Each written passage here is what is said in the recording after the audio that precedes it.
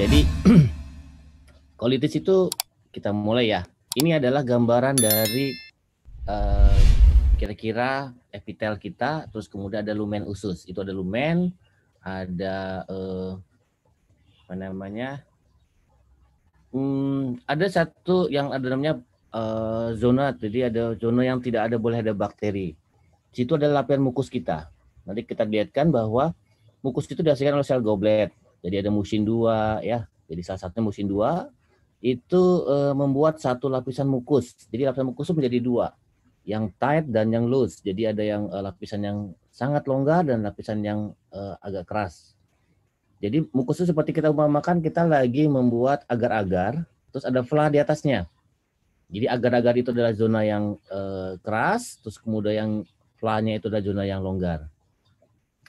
Jadi kalau zona yang longgar itu, jadi intinya bahwa di dua zona itu harusnya bakteri tidak banyak.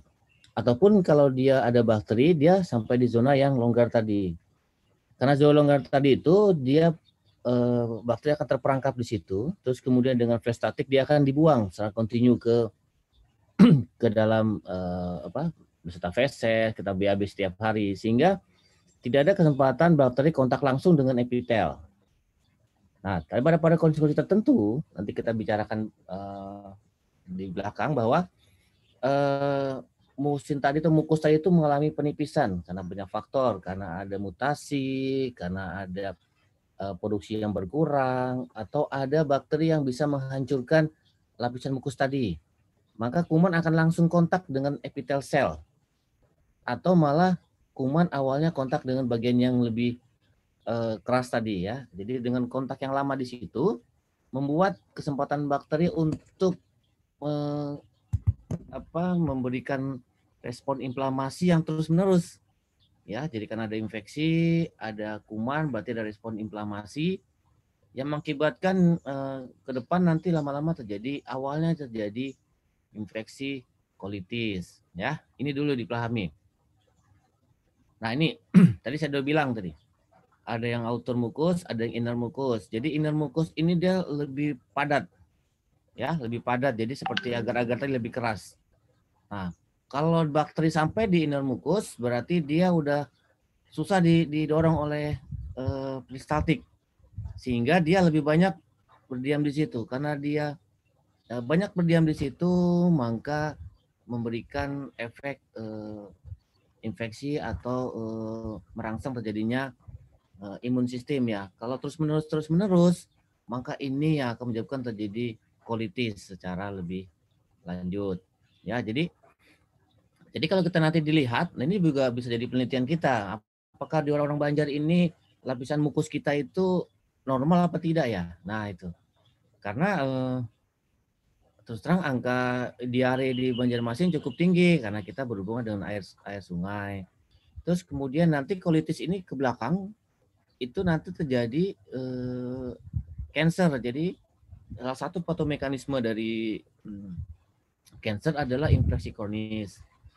Jadi menurut memang belum diteliti lebih lanjut ini ya. Artinya sudah diteliti tapi di Banjarmasin belum kita teliti.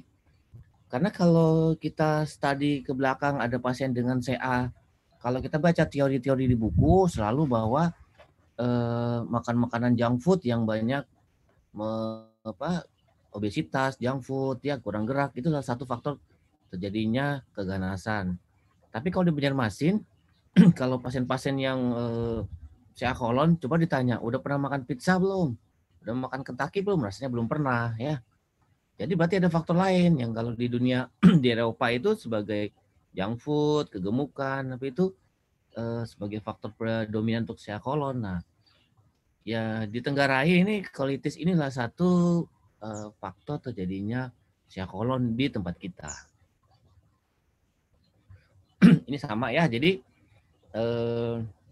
mukus itu sendiri sebetulnya tadi lapisan longgar sampai yang padat tadi itu ini adalah ukurannya ya. Jadi mukus tadi mengandung glikoprotein, namanya ada N-glikan, ada O-glikan. Sebetulnya O-glikan, N-glikan ini itu sebetulnya musin itu juga memberi makan bakteri-bakteri yang komensal. Jadi kalau pada produksi yang kurang dari mukus, maka bakteri-bakteri komensal tadi tidak bisa dapat makanan dari mukus tadi, sehingga bakteri-bakteri patogen yang lebih dominan. Nah, imbalance dari mikrobiota tadi itu salah satunya juga menyebabkan terjadinya colitis. Jadi colitis tidak mesti ada bakteri patogen ya. Jadi tetapi E. coli sendiri ya, terutama yang Adherent E. coli itu kalau mukusnya tipis, maka E. coli tadi akan bisa menempel ke lapisan yang atau langsung berkontak dengan epitel, itu juga risiko terjadi colitis. Jadi tidak mesti ada bakteri yang patogen yang membuat terjadinya colitis, tapi bakteri-bakteri komensal pun, tapi karena kerusakan mukus, maka bakteri tadi itu akan menempel lebih lama di epitel, sehingga menimbulkan respon inflamasi terus-menerus yang itu memicu terjadinya colitis. Nah, ini sebetulnya faktor keseimbangan. Ya, ada faktor genetik, ada faktor metabolisme, diet, segala macam ya. Nah, ini membuat keseimbangan terjadi mikrobiota dari usus tadi terganggu, yang akhirnya terjadi risiko colitis. Ini kelihatannya, jadi kalau pada pasien yang dengan diet tinggi seratnya bagus, maka lapisan yang warna orange itu adalah mukus kita, maka terus yang warna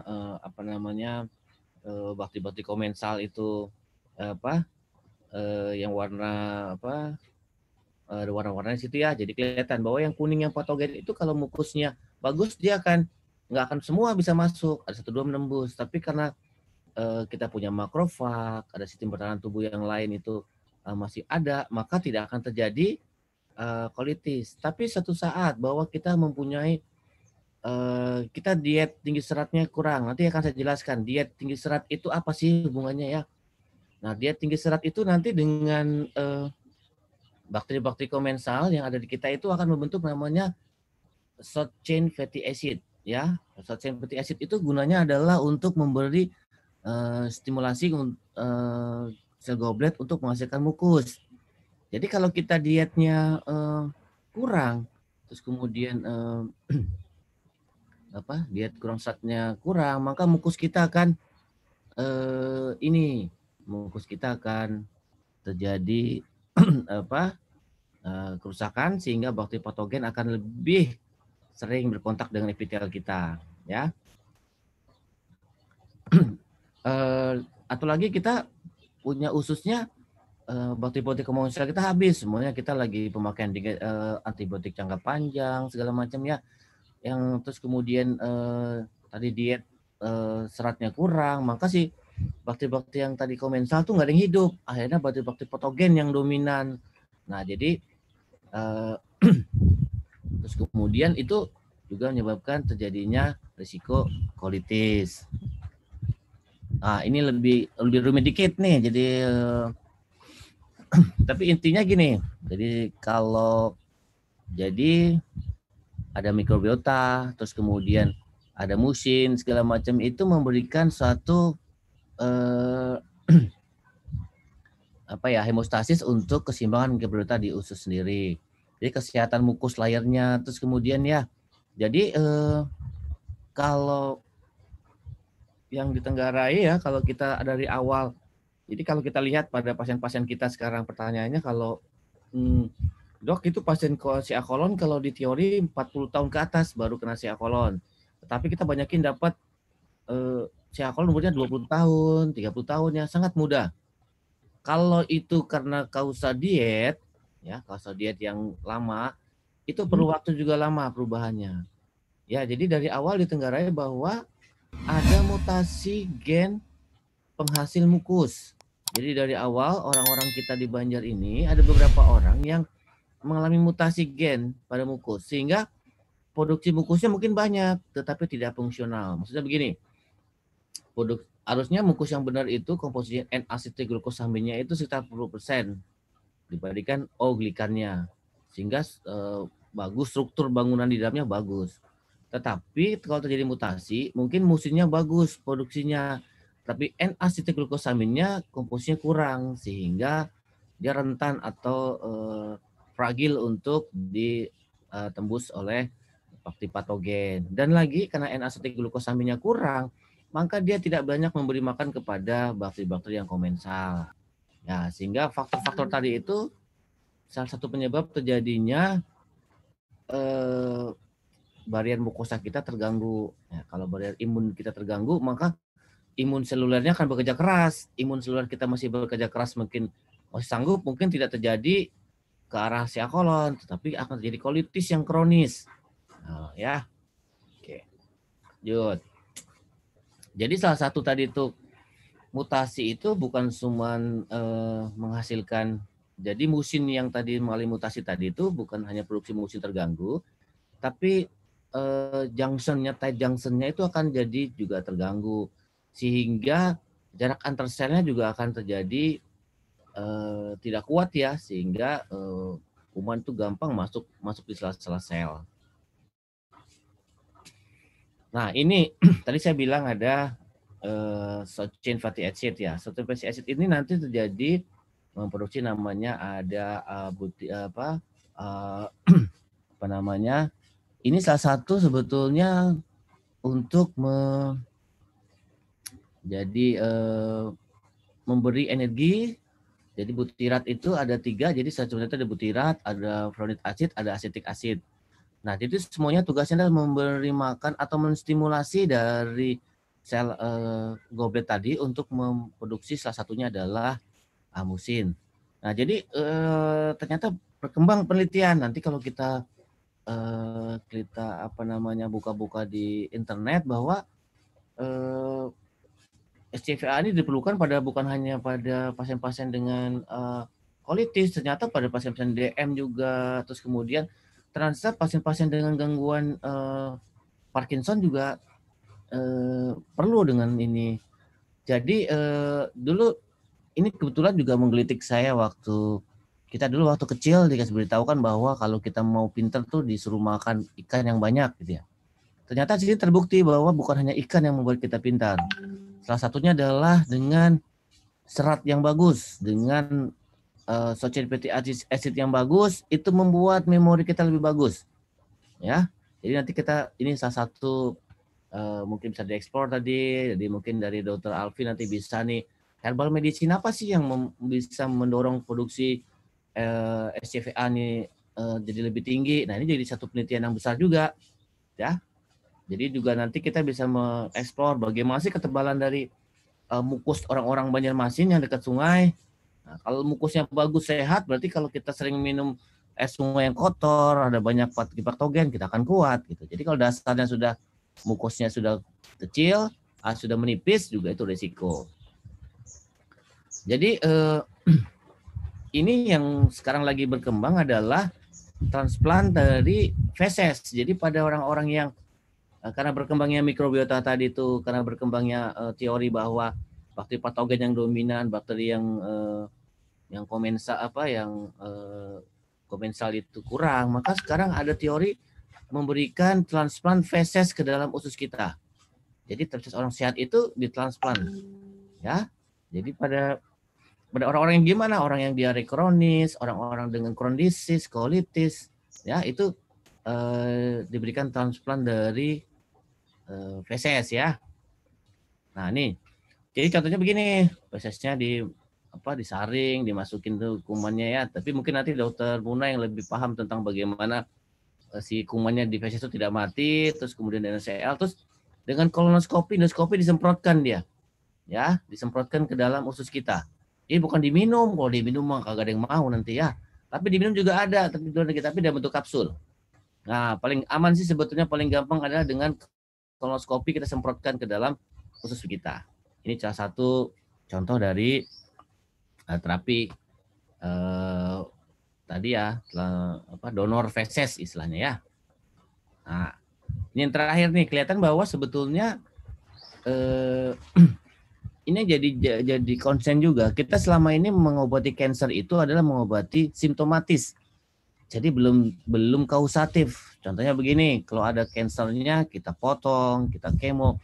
Itu proses yang sudah terjadi, kita hilangkan. Tetapi kalau sumbernya, jadi kalau usus sepanjang usus itu ada satu bagian TCA kolon, tapi usus yang lain mengalami kolitis, maka kolitis tadi akan terus memberikan respon yang inflamasi terus menerus, yang akan mengakibatkan terjadinya risiko residip kanker lebih besar. Makanya sekarang berkembang teori-teori pemberian nanti mungkin Dr. Alfi juga ada ya. Jadi pada CH itu diberikan antiinflamasi ya. Terus kemudian kadang-kadang diberikan analgetik NSAID tadi itu. Terus kemudian nanti sekarang juga berkembang bagaimana perbaiki epitel yang tempat lain. Nah, sebetulnya itu ada beberapa penelitian yang saya buat itu melihatkan bahwa yang kita sudah potong itu. Jadi kita kalau bikin operasi usus kita reseksi, maka bagian yang terseksi itu kalau sebagai anatomi patologi bilang itu free cancer. Tetapi begitu kita perhatikan epitelnya lebih detail, ternyata udah kerusakan. Jadi sebetulnya itu berisiko terjadinya inflamasi terus-menerus yang kadang kita baru kemarin dioperasi setahun, kita kasih kemo, residip dia. Nah, kita lupa memberikan terapi-terapi yang kausatifnya. Kita selalu konsen di terapi yang simptomatis. Ada tumor kita buang, kita kemo, itu terapi yang simptomatis ya. Jadi kalau kausatif, kausanya apa kolitis? Kolitisnya kita carein, kita bagaimana caranya. Nah, apa masalah kolitisnya? Balance mikrobiotanya, musimnya terganggu, atau dietnya, nah itu kita perbaiki. Oke, nah ini yang penting nih. Jadi kita nggak penting nih siapa yang ngedengar ya, yang penting kita kerja terus. Jadi saya selalu bilang ini, kita bekerja dalam gelap, ya. Jadi kita mudah-mudahan dengan ikut webinar hari ini kita bekerja kecil, tapi nanti infaknya mudah-mudahan tujuannya ke akreditasi bagian dan akreditasi fakultas kita, gitu ya. Jadi nggak peduli yang mendengarkan siapa ya, tapi kita kerja terus. Nggak peduli kita kerja itu dilihat orang apa tidak, ya kita bekerja terus ya. Oke, terima kasih. Saya kembalikan kepada moderator.